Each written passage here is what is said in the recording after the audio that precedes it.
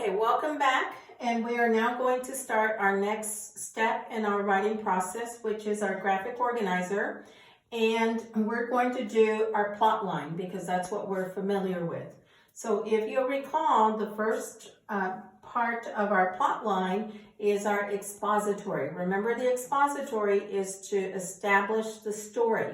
So if you, in the previous slide that I had, I showed you where my characters are going to be the monster and the ogre. Now be careful not to go past 2 characters.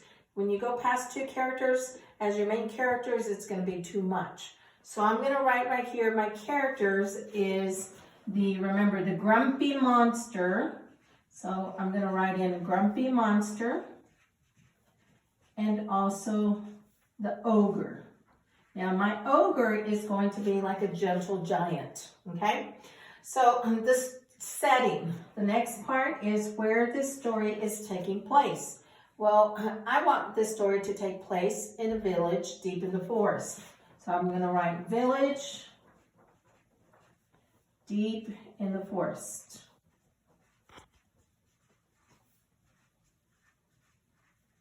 Okay. So then I'm going to decide, well, what problem do I want to have in my story?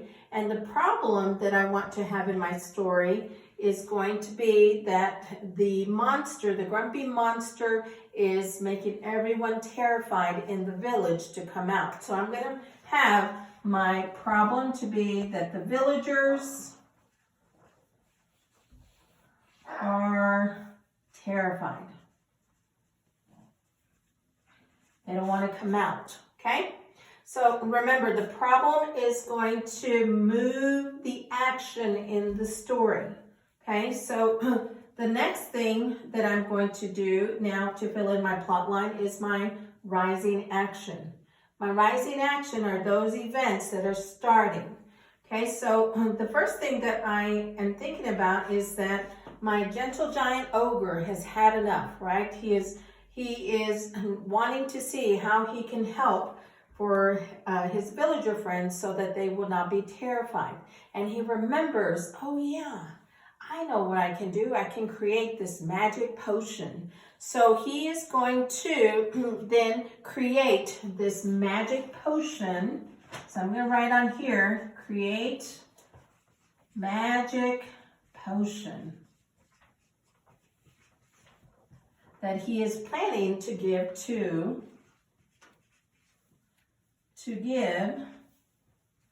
the grumpy monster. Okay? So then the climax is that turning point in the story where the turning point is then going to lead us towards the resolution. So in the turning point, this is where the monster then drinks the potion. So when he drinks the potion,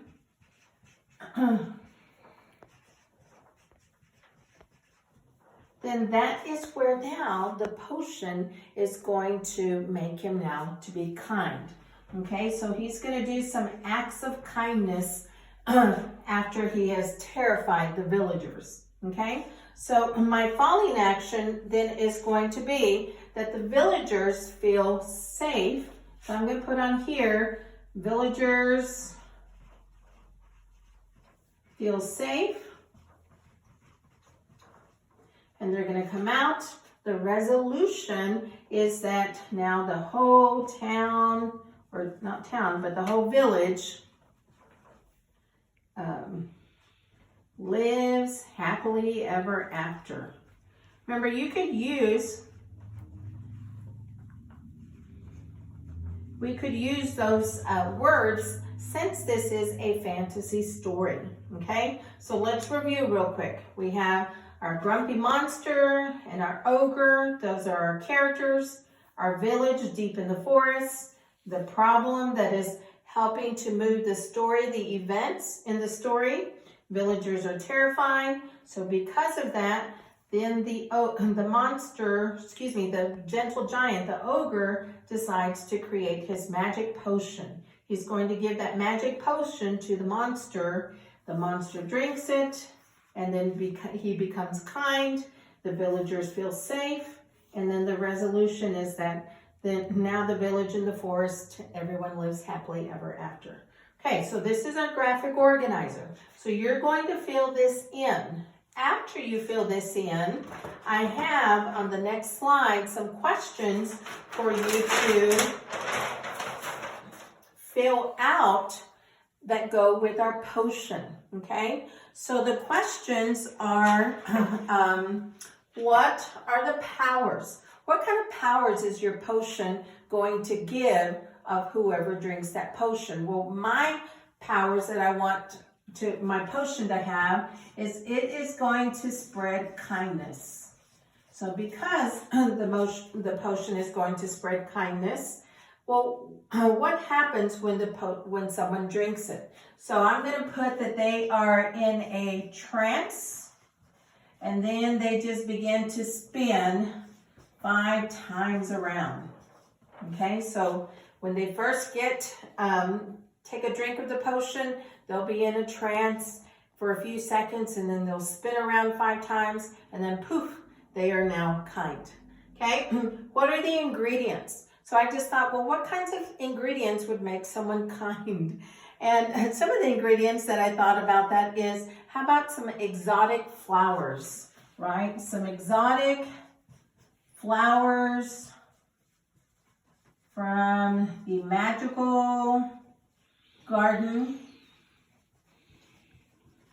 And also I was thinking, I kind of am thinking of different stories like Snow White and the Seven Dwarfs, and I thought, how about if he also had to go and get the some flakes of the diamonds? So I'm going to put diamond flakes.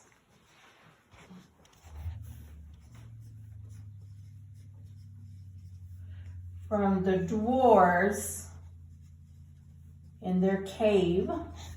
Okay? So who created it is going to be our ogre.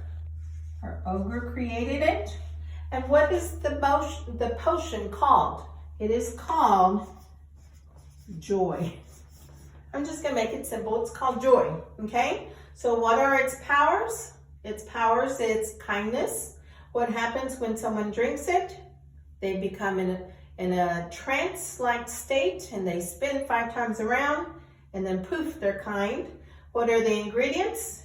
Exotic flowers from the magical garden, diamond flakes from the dwarf's caves,